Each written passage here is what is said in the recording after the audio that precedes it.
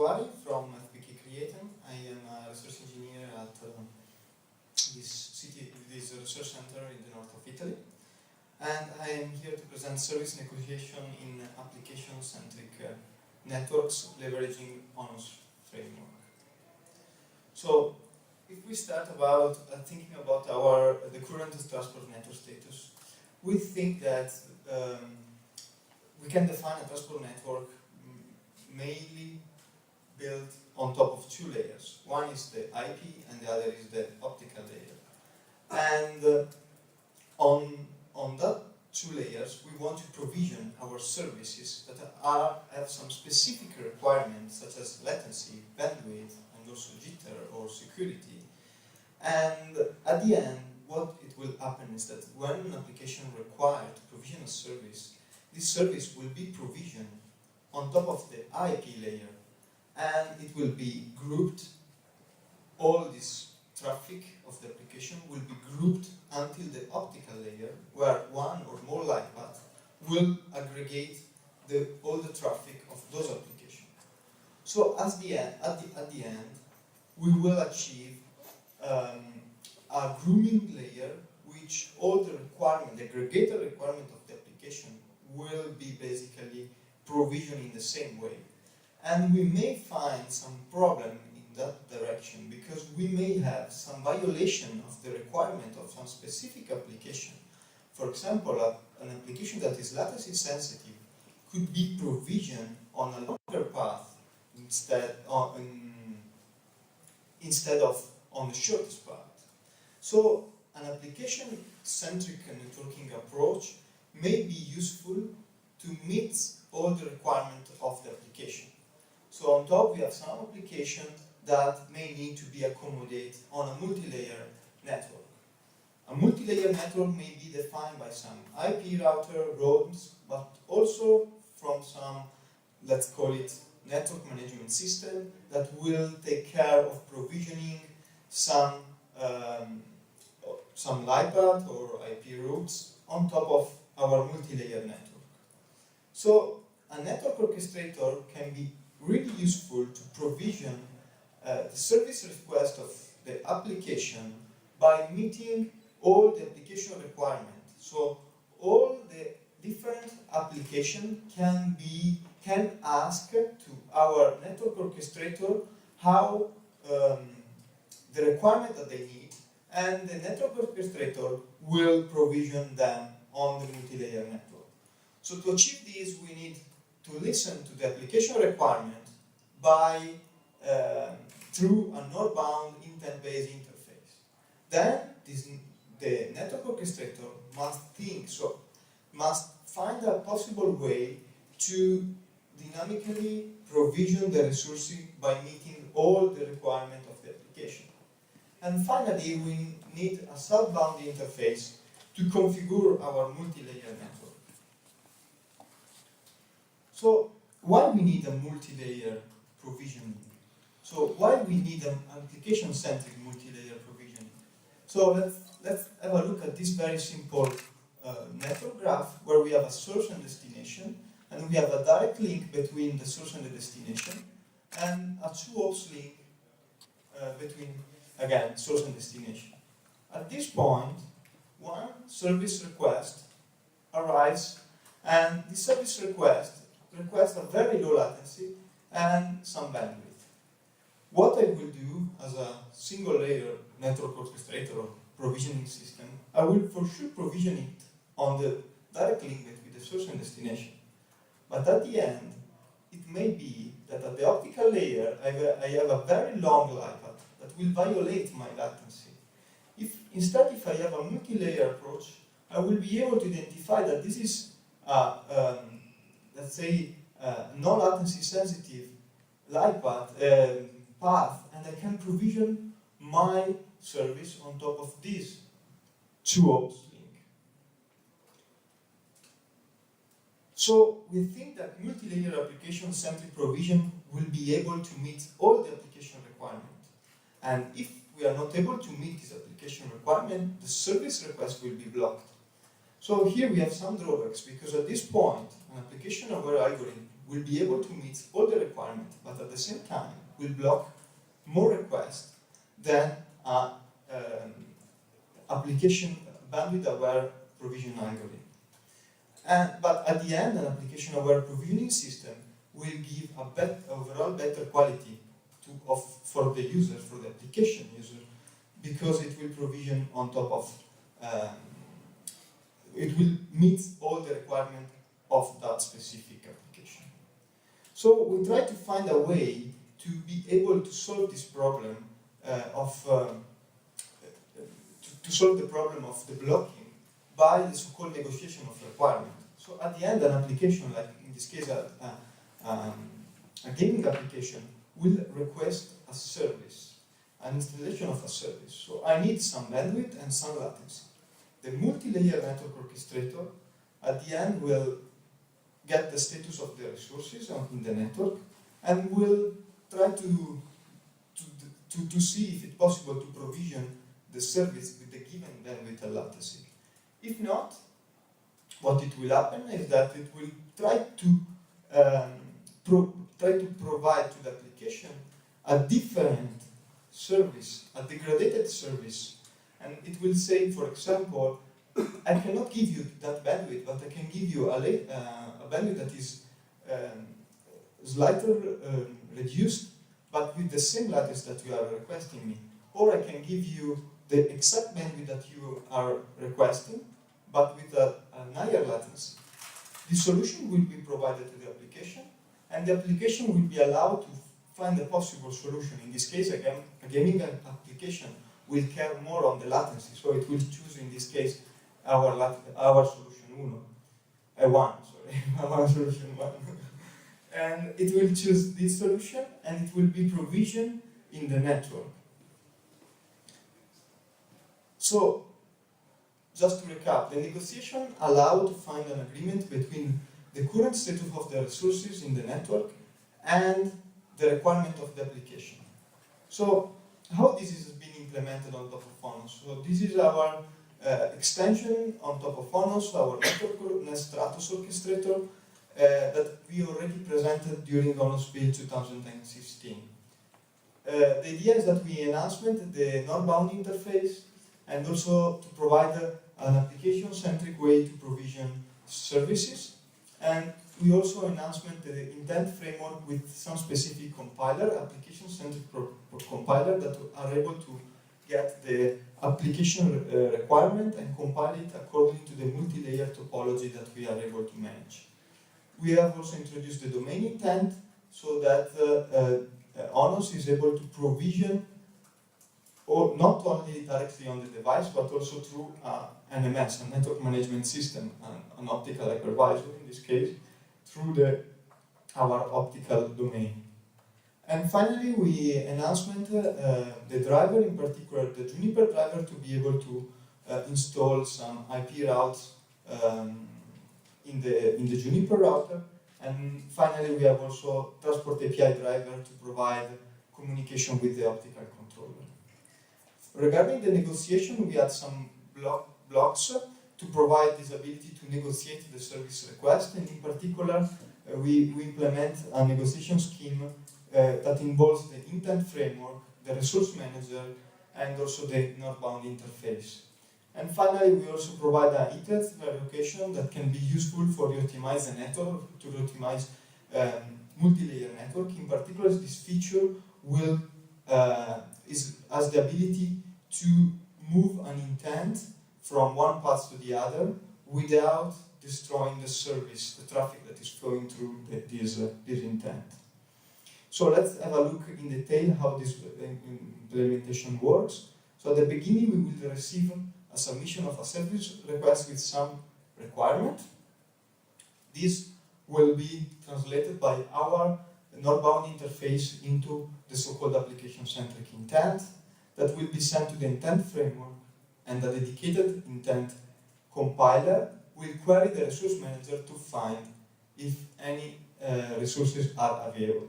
So in this case, not resources are available, so we will basically through a no path found exception that will be catched by the intent compiler and will be leveraging on the resource manager, will try to find alternative path with residual resources and let's say resources that are less than what the application has requested, and to find possible alternative solution with degraded parameter, degraded application requirements. This requirement will be, this solution will be sent back to the northbound interface, and finally the application on the user may be able to choose one of those solutions, and the network orchestrator will provision it.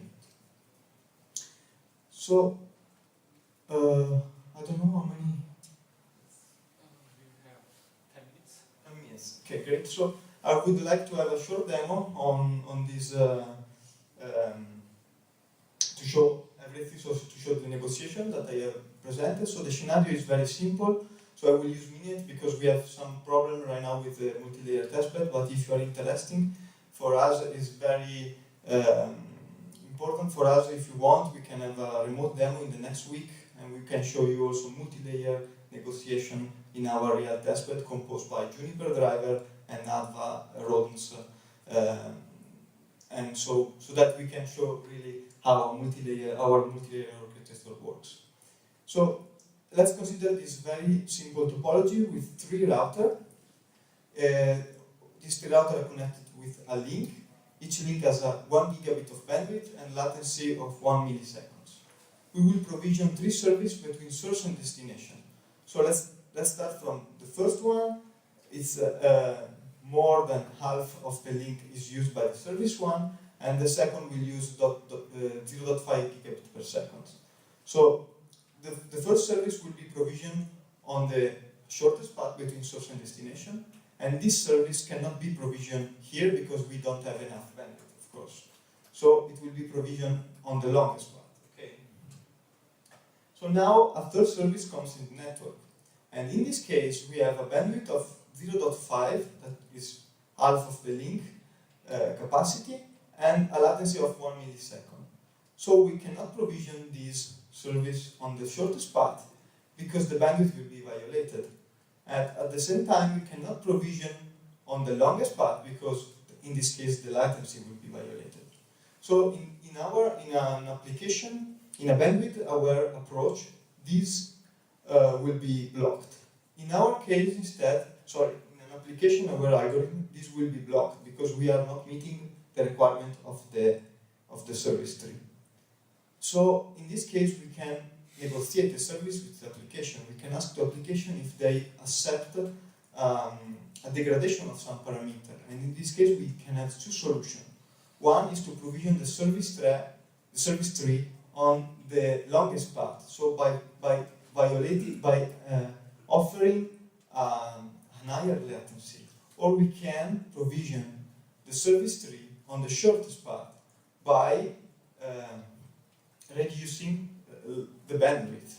Okay, so just let me try with my laptop so I can show you this demo in real time.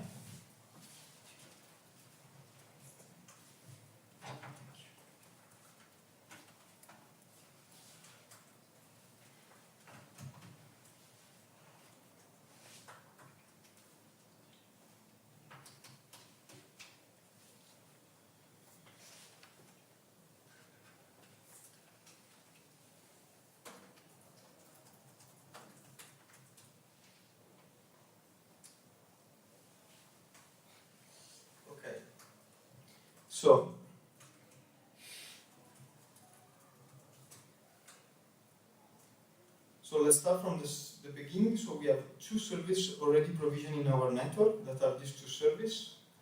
One is on the longest path. So, you cannot see anything.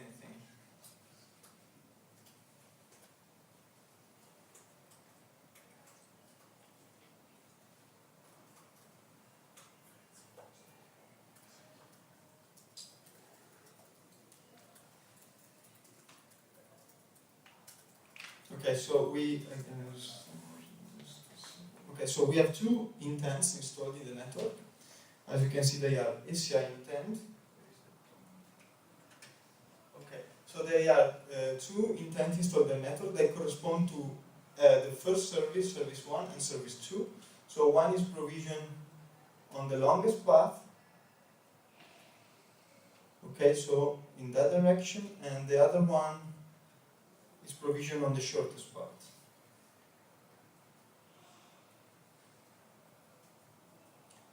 So we have the other service, and then we will use the our northbound graphical interface to provision the second service. So you can see this is our we create basically a REST client to submit some application-centric intents, and basically here we have the service request 1, and you can see that is already installed, and then we have the service request 2 that is already installed. These two service requests are converted into the ONOS intent that we have seen before. Let's create a new service request that we call SR3, and this will be provisioned between connection point 1 and connection point 3 with a bandwidth of 0.5. It's the same service request that we see before.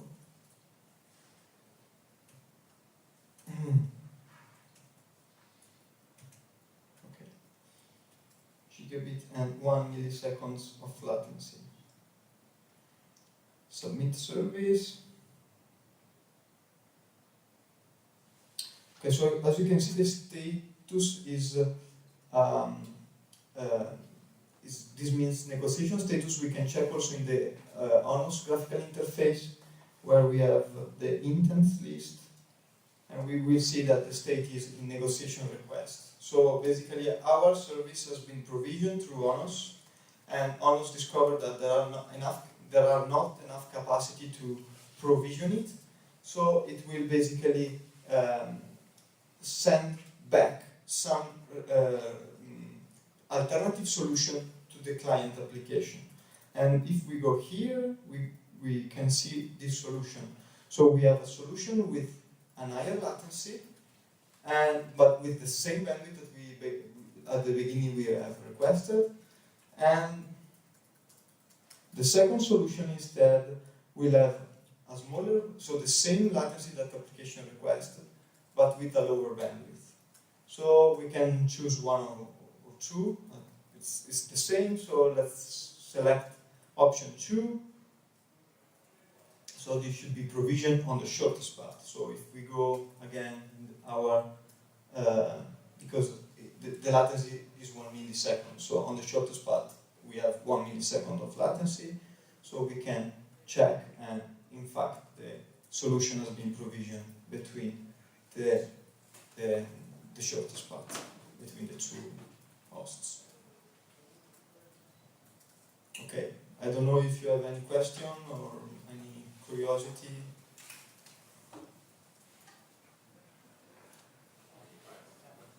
So this is really cool. I like the demo a lot. So one of the questions I have is, it seems like if you're doing greedy provisioning, you can get into these situations where you have like non-optimal resource usage. Have you thought at all about like running some background optimization? Yeah, yes. So we have implemented the hitless reallocation for the intents. So that basically we have some external path computational element that is able to get all the topology from ONOS, calculate an optimization algorithm, and then send back the results to ONOS. And in this way, ONOS will have a migration path to move the request among the intents, among multiple different paths. With the hitless service reallocation, we are able to move the intents without service disruption for the user. So yes, of course, this is what we can do, but also if the network is optimized, I may be not able to accommodate your request, so I need to negotiate some requirements. Yeah, this is cool. So I have a couple of questions. The first one is if you can elaborate more a little bit on the REST southbound you had, because I saw transport API over there, and this is something in the interest of ONOS, and if you can elaborate a little bit more, that would be great. And the second one is, it's a very cool demo. I think with the help of Simon, you maybe could port the graphical user interface that you have into ONOS itself, which would be a very cool addition. The problem is that also the client is using an extended graphical northbound interface.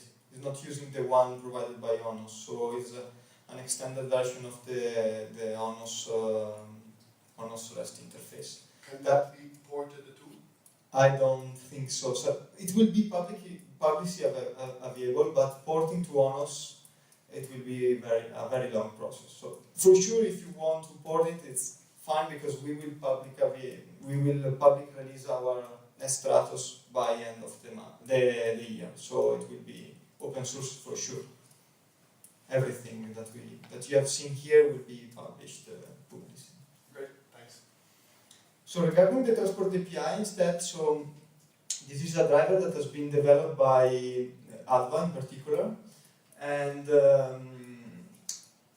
has been generated, I don't know how exactly, but has been generated by Adva through the Young model that has been open source by the ONF, yes, exactly. On that model, they build, so they have the model, and then they build some class to manage basically the device discover and also the domain intent installation process. We are speaking with an optical controller, so we have, this is a network management system that exposes a northbound interface transport API, and it will talk directly to the device to provision the path. And so in this case, we need also to use the so-called REST proxy, that is a way to be able to expose multiple devices within a single connection. So we have a single connection with the controller, but we are exposing the full topology, the full optical topology inside the ONOS network model. Would that be contributed back to ONOS, the driver you were talking about that was developed by Adva? Yeah, so the main problem is that the auto-generated code does not pass the check style and everything. So that's the main problem. So we don't have effort for fixing check style right now. So that's the main problem. But yeah, it could be potentially. I mean. Thanks a lot. Yes. Go to slide 8. Thank you. I think people negotiation, the service can be rearranged to the network, because if we flow the service 1 to this path, and service 2 and Exactly. Yeah. Exactly. So it's possible with the ITAS relocation, we have the possibility to move this service here and the orange service here. So in this case, we will be able to provision the service tree on the shortest path by respecting both latency and bandwidth. That will be possible, of course. And this is something that we have demonstrated in NetSoft, and that we can rearrange the service that are presented in the network to accommodate a new request that comes in the network. But at the same time, rearranging the network is... Another topic. No, I mean, it's something that in this case, for example, if you want to move, you need to reserve the resources on the other part. And you don't have enough resources to move both services in a hitless manner. Because here, so I cannot move this here, I cannot reserve the bandwidth of service 1 on the shortest path. So that's the main problem. So I need to proc this service or the other one and then move one hitless.